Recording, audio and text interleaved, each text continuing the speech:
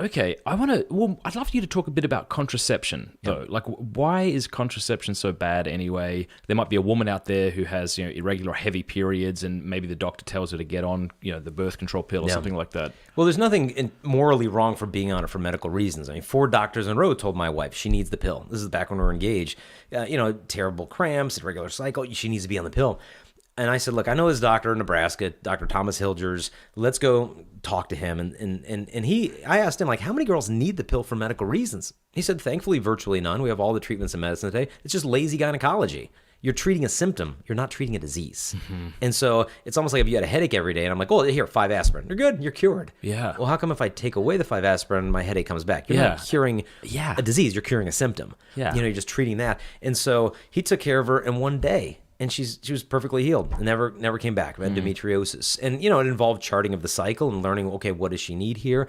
And so there's so many other alternatives. So I recommend to people, like, go to naprotechnology.com. You can go to One More Soul. It's omsoul.com, SOUL.com. And they have a pro-life directory. Find another physician. Get a second opinion. And because most women don't want to be on it. Because when a woman goes on the birth control pill, what I find, they don't know how it works. They have no idea that when you take a pill, it goes in, it digests, and what you're digesting are synthetic pregnancy hormones that enters into your circulatory system through your digestive system. It goes into your brain, and it tells your pituitary gland, you, ma'am, are pregnant. So that tells your ovaries, it inhibits ovulation. So that way, because when you're pregnant, you don't ovulate, and so it shuts down your ovaries. But what happens is the guy who invented it realized that when women are on the pill, they never have a period. And they're not going to like that. It's not going to feel natural because they think they're pregnant every day of the month on these synthetic pregnancy hormones. So I said, here's what we'll do. We'll give them synthetic pregnancy hormones for 3 weeks, and then we'll give them placebo, blank, or sugar pills for a week, which are just, there's nothing in them. Nowadays, they've added some vitamins in it to make up for the vitamin deficiencies caused by the other hormones, but basically nothing in these other ones. So you think you're pregnant for 3 weeks, then you hit the blank pills, and your brain says, oh, I'm not pregnant, I had a miscarriage. And you bleed for a week. It's not a period, it's a withdrawal bleed. You're withdrawing from pregnancy hormones. And then after the week, boom, back on the pregnancy hormones. So your brain literally thinks you're pregnant 12 times a year if you're on the birth control pill. Wow. And when a woman goes on the pill, she experiences more than 150 physiological changes in her body, head to toe. I mean, her cornea will actually steepen and dehydrate. That's why women on the pill often say their contact lenses become less comfortable. It's actually changing the shape of your eye and dehydrating. I read one journal of optometry, and it said that women on the birth control pill will actually blink 32% more often than those not on the pill. I said that at an assembly once, and some girls like, look, that girl's on the pill. She's like, no, I'm not. Cut it out, guys. Stop looking at me. So you don't want to judge people on their blink rates, but I mean, it changes everything. I mean, your mood swings, weight gain, like all this stuff. And like, that's why I found women don't want to be on the pill, even for contraception. No woman wants to contracept. She might want to have sex without having babies, but she's never wanted to be at war with her own anatomy in order to accomplish that. And just quickly, too, if you're on the pill and you experience those negative side effects, you're probably not in a place where you really want to have sex. Yeah, no, you feel bloated and gross. And oh, no, I mean, the Depo-Provera shot is actually injected as a punishment into child molesters in the state of California now because it will decrease their desire for sex. And are we giving this to women? I don't know much. I haven't kept up on it. Oh, yeah. It's a birth control shot, but veterinarians don't give it to dogs. They said it's not safe for house pets. But they'll give it to women at Planned Parenthood. Holy smokes. I remember you talked about, was it Johnson & Johnson being sued for something? Oh, yeah. No, Johnson & Johnson, I mean, they're the ones behind Implanon, which is they're Ortho Evra, which is the birth control patch. Okay. It's killed more than 25 girls so far, but they're making like $1 billion a year off birth control sales. Johnson & Johnson is a mega player in the pharmaceutical industry, and they've had major lawsuits, but because the income they're getting from all the contraceptives, they can just pay off all these lawsuits and funerals and whatever they need to pay for. And that's one reason they don't really market the birth control that exists for guys, because they have male birth control pills, shots, implants, gels. They've invented all of them, and it works. But one reason they said they've invented them for men and they work? Oh, yeah. Yeah, the birth control pill for men was invented the same time as women. Yeah. But, you've heard Janet Smith say it involves some slight shrinkage of of the testes for the guys. Like, no thanks for me. Like several of the women died, so they just adjusted the dosage, kept testing on the women. Like I remember what woman from Kenya, and I met her in Boston, and she told me, she said, I hate contraception because she says, I remember a little girl, I grew up in a village in Africa, and the American pharmaceutical companies would come to my village and they would give the women in my village shots saying, these are vitamins that'll help you to have not too many kids.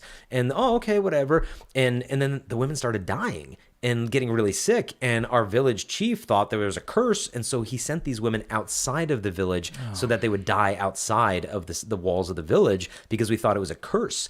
And then she realized we're being used as guinea pigs by the pharmaceutical industry because they know that women in sub-Saharan Africa can't hire high-powered litigation attorneys to be able to sue the pants off the pharmaceutical companies, and we're being used as guinea pigs for the American pharmaceutical company because it's illegal to do that to American Where's the women. outrage about that? Oh my goodness. secular And this has been culture? going on for decades. I mean, just unreal stuff that's going on over there. And so, what I find, like all these lawsuits, all this stuff, like they said the pharmaceutical companies have the drugs and the pills and the shots for men, but they said one reason they won't do it because men probably won't really take it because that's, well, I can't get pregnant. It's your problem. You take the shots.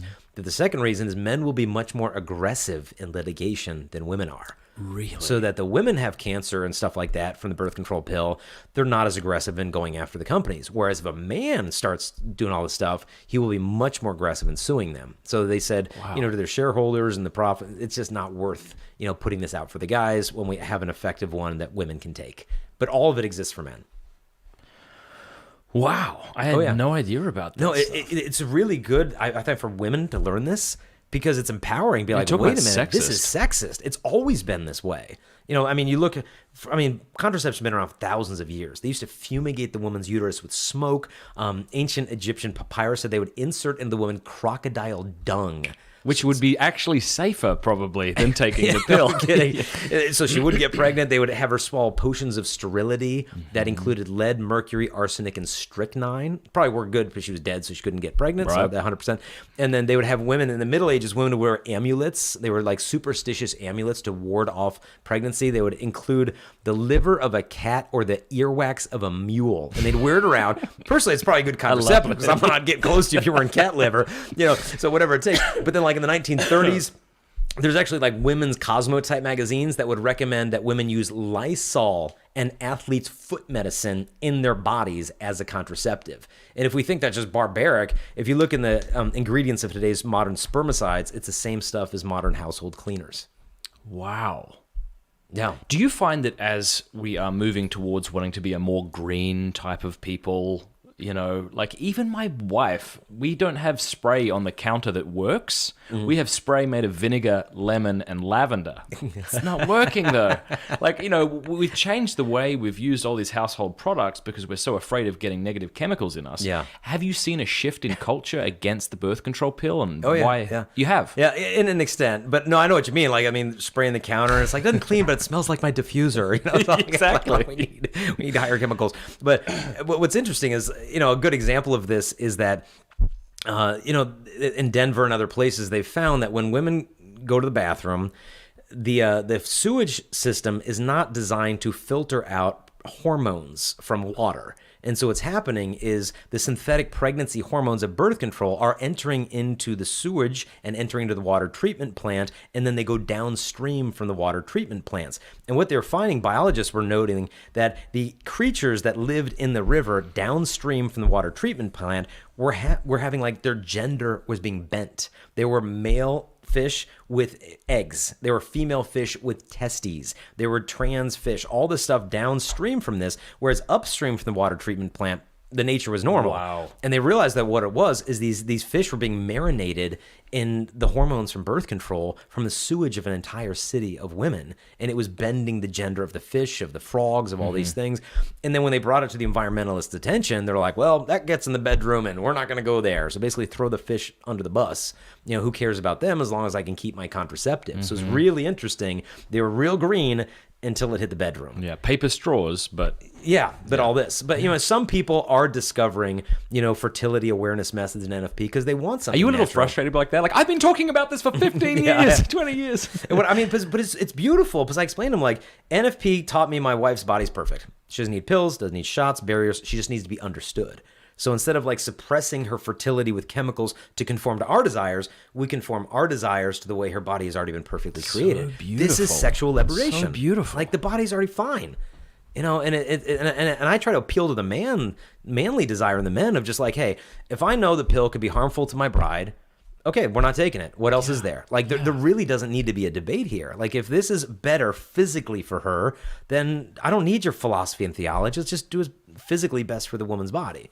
And so, although it can be demanding and difficult and stuff, you don't have to worry about all the chemicals. And, you know, even people say, what about the condom? That's what I was about to ask you. Someone out there being like, all right, great, I'm going to do away with all that, but the condom's fine, so let's just use that. Yeah. We all know from like seventh grade biology, one sperm gets a girl pregnant. Okay. What happens the other hundreds of millions introduced to one act of intercourse? It used to be believed that if the woman wasn't fertilized, they really didn't serve any purpose, but they found it's not actually true, that inside the man's seminal fluid are dozens of biological ingredients. They're immediately absorbed into the woman's circulatory system. That's amazing. So literally within hours of intercourse, your hormones are through her entire body, in her brain. Your DNA is embedding in her organs. After intercourse, the woman's the white blood cells will scour the surface of her cervix and bring the man's sperm proteins and DNA into her lymph nodes, where her immune system will learn to recognize the genetic type of that man's sperm. It says they'll actually develop a gradual tolerance to the antigen on that male's semen. It'll learn who this person is. Yeah. And what they found is if a woman is deprived of this by means of a barrier method of contraception, and then she becomes pregnant, the woman's womb will not have been accustomed to that child. So where she does get pregnant from him, after being used to that, the woman's womb will actually recognize the genetic type of baby, match it to the genetic type of sperm that absorbed into her, makes for a smoother pregnancy. They found when it's deprived of this, the woman will be more than twice as likely to suffer preeclampsia during childbirth, which is an elevated blood pressure risk. It's very dangerous to the mom. And so I'm sitting on an airplane typing from the Journal of the American Medical Association that was explaining this into a little book I was writing. And the woman on the plane leans over next to me and she's like, what are you writing about? I'm like, let me tell you. And so I said, this is an epidemiologic study of contraception and preeclampsia. And I showed it to her and she's like, oh, can I read that? And I explained it. And she says, this is amazing. She said, you know what? My husband and I have been, she said, I know we just met, but I feel like I know you so well. She said, my husband and I have been married for 10 years. We've used the condom between every kid. I had preeclampsia with every pregnancy. Wow. How come no one taught this to us in marriage preparation class? And, in the article even, there's many articles on this that actually talk about seminal priming for protection from preeclampsia, meaning if you're using a condom, you're having unprotected intercourse because the man is not protecting the woman with the beneficial effects of the seminal fluid. Yeah, and not to mention the fact that the number one, STD is what? And that's not prevented from... It's a human papillomavirus, and it can cause cervical cancer in women, and it's spread from skin-to-skin contact, anywhere from mid-thigh, mid-abdomen, So unless you're using saran wrap, it's not going to be effective. Yo, thanks for watching. You can watch the entire episode on YouTube if you want. You can listen to it at The Matt Fradd Show by subscribing on iTunes or wherever you listen to your podcasts. And feel free to support me, patreon.com/Matt Fradd.